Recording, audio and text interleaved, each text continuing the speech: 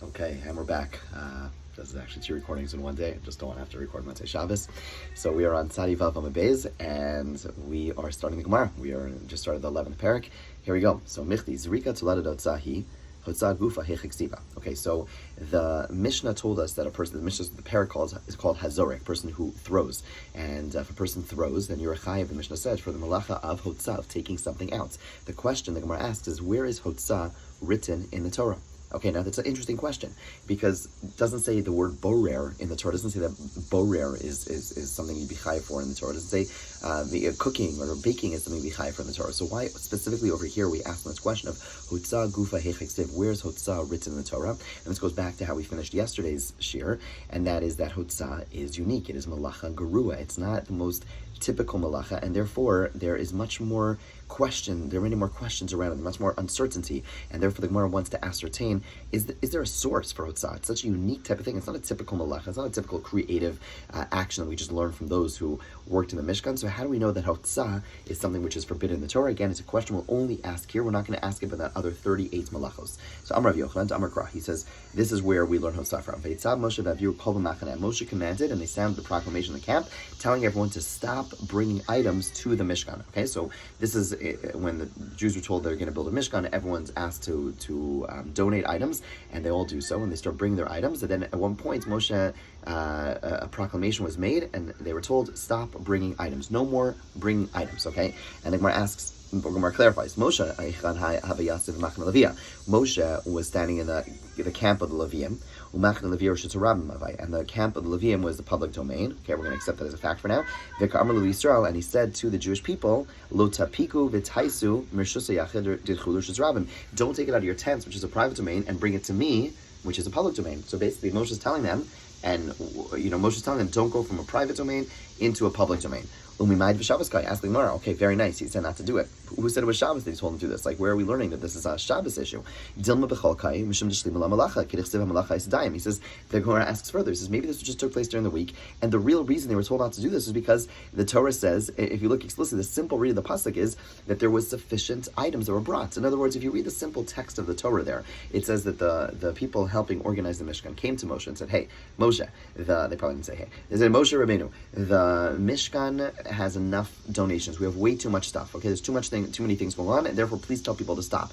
And that's when Moshe gets on the megaphone. That's when Moshe sends out a proclamation, says stop bringing things. The Gemara is saying, oh, this took place on Shabbos, and the reason they couldn't do it was because of the Isser of Hotzah. The Gemara asks, maybe it's just on a Tuesday, and the reason they were doing this was because there's simply too many things. He said, stay back home because we don't need it anymore. Nothing to do with Shabbos. The Gemara says no.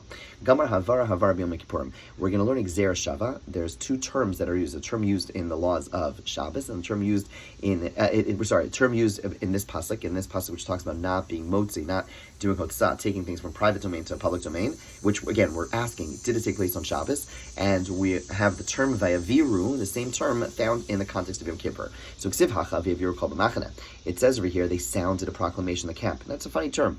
Normally you'd say they made a proclamation. Vayaviru, okay, is the term that's used. And you should sound a broken blast, a trua on Yom Kippur. So malahalam biyom aser. Just like there on Yom Kippur, it's talking about a day of prohibition. Afkan biyom aser. The havara that's used over here is specifically on a day of prohibition, i.e., it's not Yom Kippur, it's Shabbos. And therefore, we're saying that he made this proclamation on Shabbos, nothing to do with the fact that there was too much work, but more too many donations, but really because the fact that he was telling them you can't carry from a private domain to a public domain today on Shabbos. Okay, says the Gemara, Ashkelon Tzah. Fine, very good. We've established step number 1. We found a source for a prohibition against taking things from private domain to a public domain. Hachnasa minela.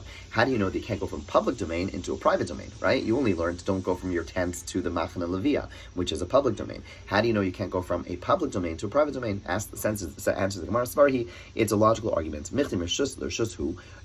The concept is going from one domain to another. Mali apuke umali ayule. What's the difference if you go take out or you bring in, whether you're going from private to public to private? It's the same thing. Mio hotzah. Fine. It's the same thing. Miu hotzah av. However, hotzah, taking out from private to public, that is the av malacha. Hachnasa tolada, bringing in, is the tolada. Tolada, again, is the thing that is derived from. Okay. It says the Gemara, michti, ahamechai v'hamechai. At the end of the day, you're going to be liable whether you go out or go in. So, amai karle hai av, v'amai karle hai tolada. What is the reason that the Mishnah And the Gemara here describes one as av malacha, the primary malacha, and the other one as a tolada, as the thing that's derived. Who cares? Like, why do we need these different terminologies? At the end of the day, you're going to be chayav v'chatas for both of them. Both of them are biblically forbidden. So it says the Gemara, nafkamina, that practical outcome, practical difference is diavad shtei avos b'hadi adadi. Let's say a person does two different av malachos at the same time. They separate while they're walking from the public domain to the private domain. Inam shtei toladas b'hadi adadi. Or you do two derivatives of a different av at the same time. Okay, two, again, things which are learned out at the same time. Chayv tarti, you be chayv two different chatos, two different karban chatases because of what you did.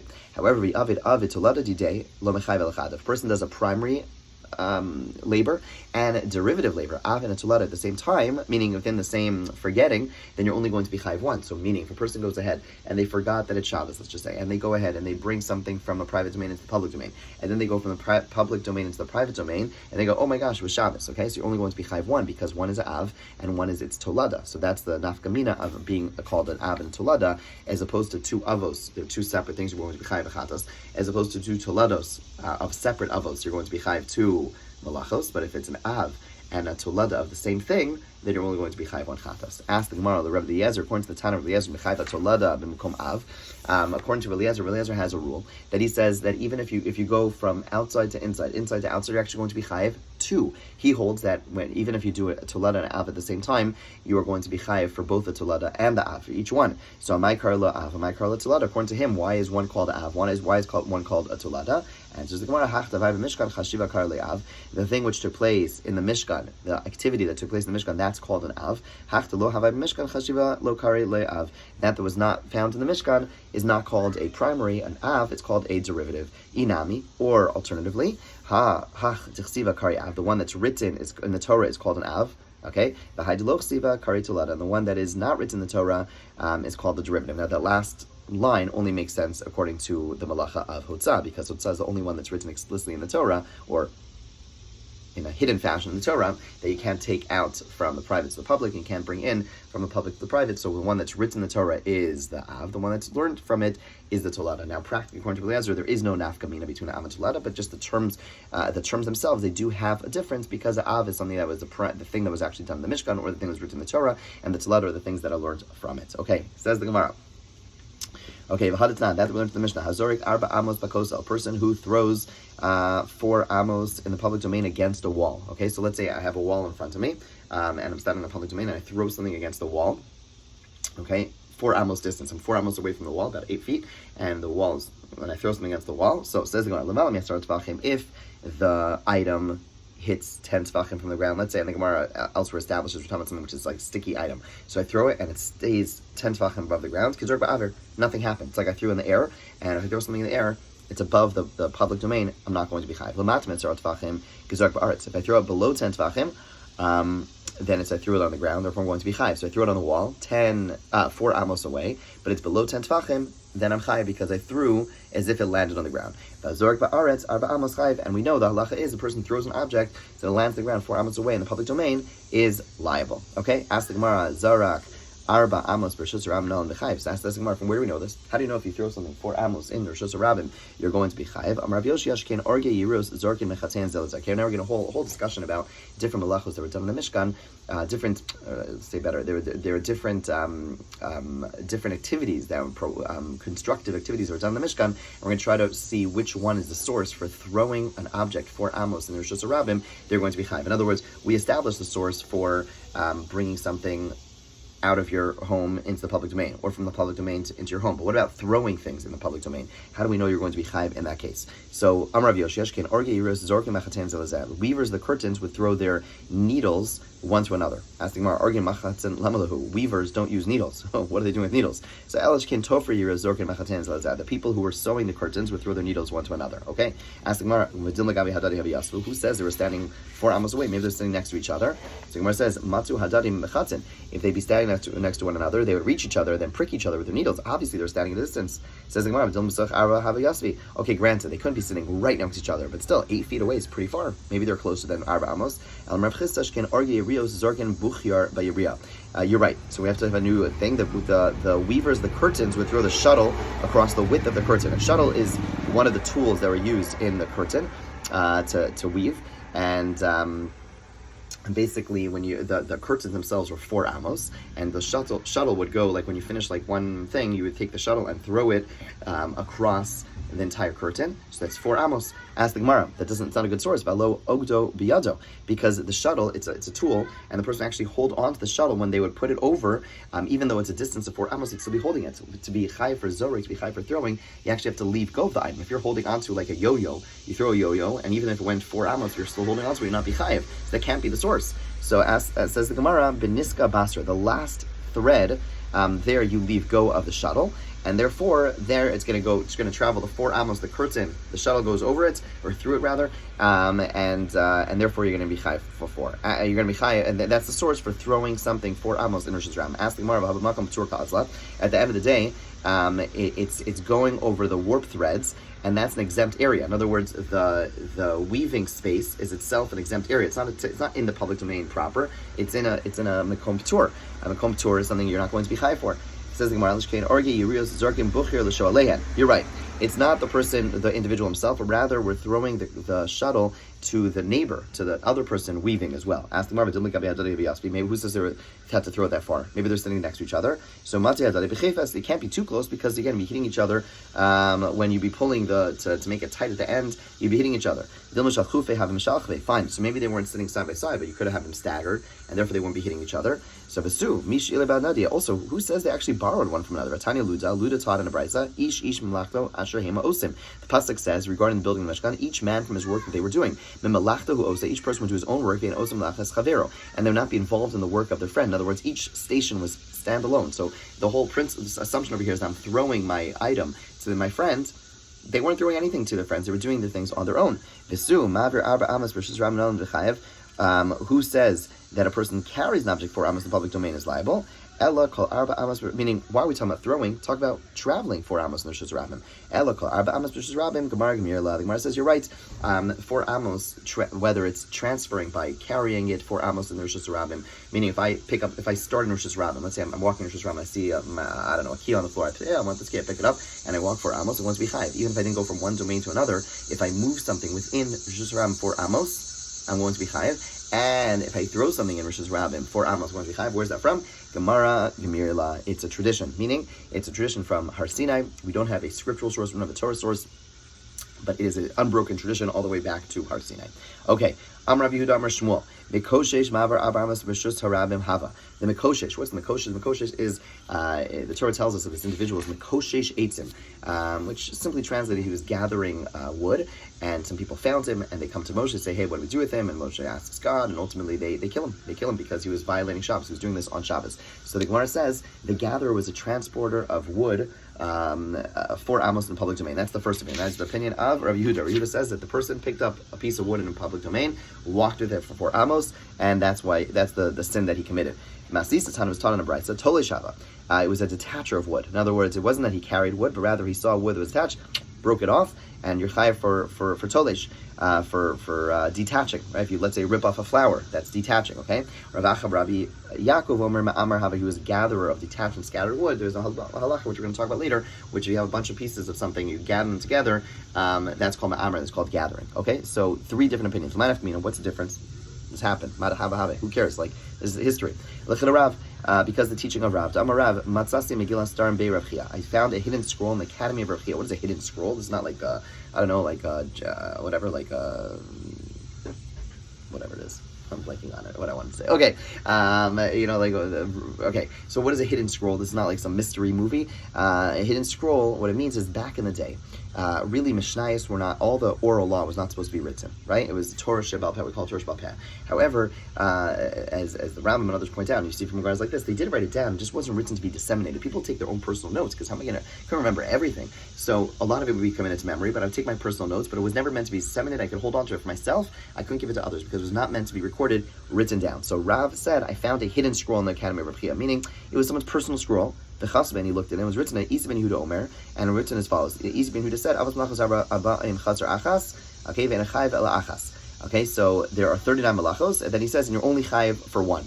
only chai for one. Asking achas v'su lo, you're only chai for one. That's not. I was achas that we had a Mishnah. Mishnah said there are 39 malachos. V'avinaba, we asked about this Mishnah. It goes all the way back. Minyana lamali. Why do we need this number? Rabbi Yochanan shmasam kulam ba'alam achas echad chai v'kol achas v'achas. Because Rabbi Yochanan teaches us the reason the Torah tells us, the reason the Mishnah says the 30 malachos tell you that if you do all 39 within one stage of a situation of forgetting, I'm chai for 39. So what did Isi ben Yehuda mean when he said you're only chai for one?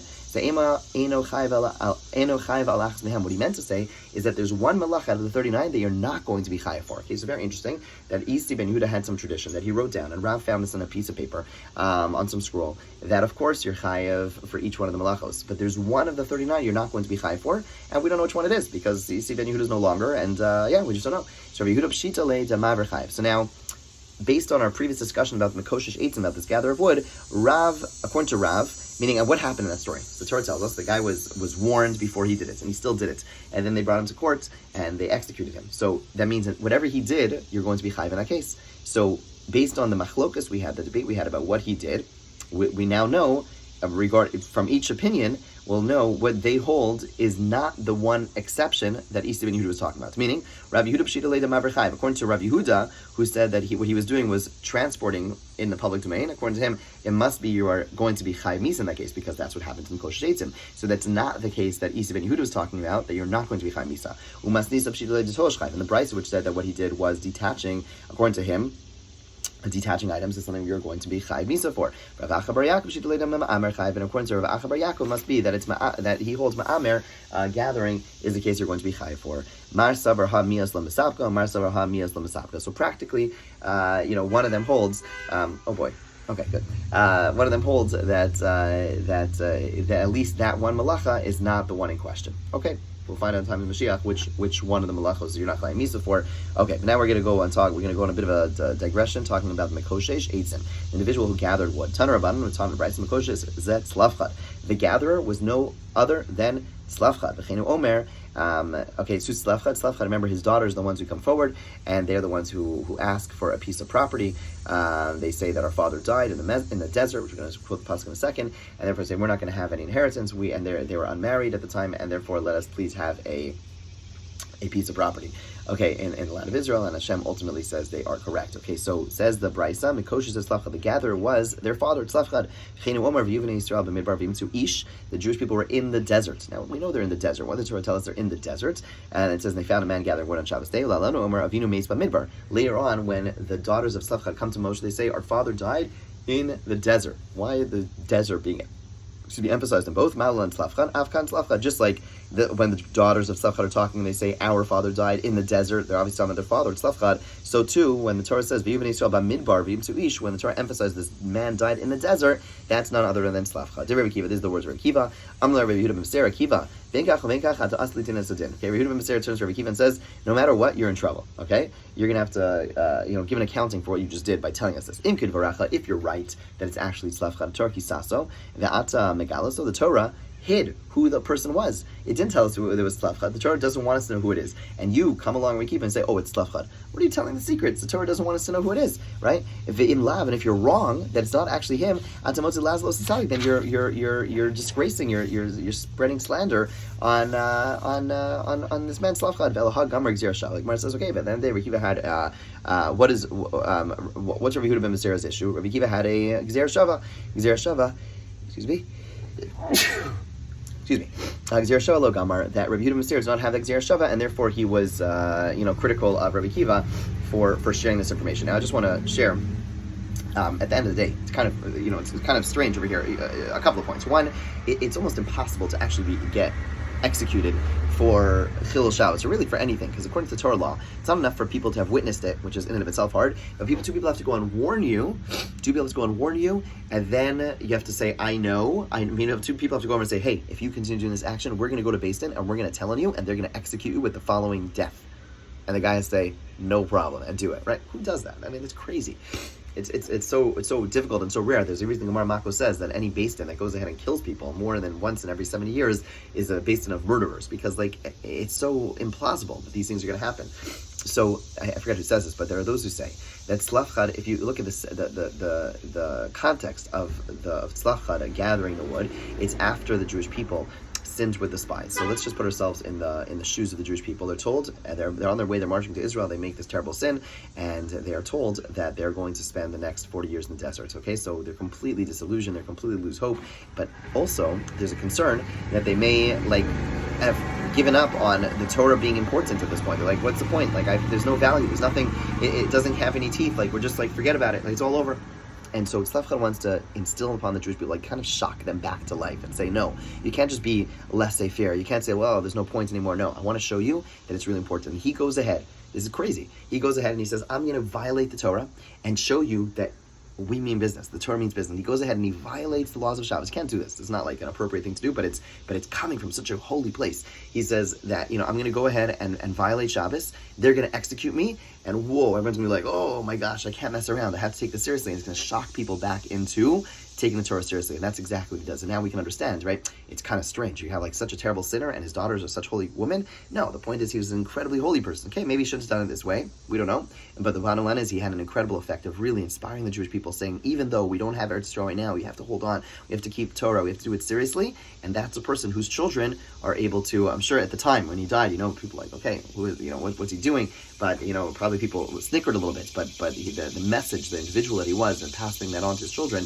they become the famous role models for all of us because of his mysterious nefesh, because of his self-sacrifice in the most literal sense. Have a wonderful day.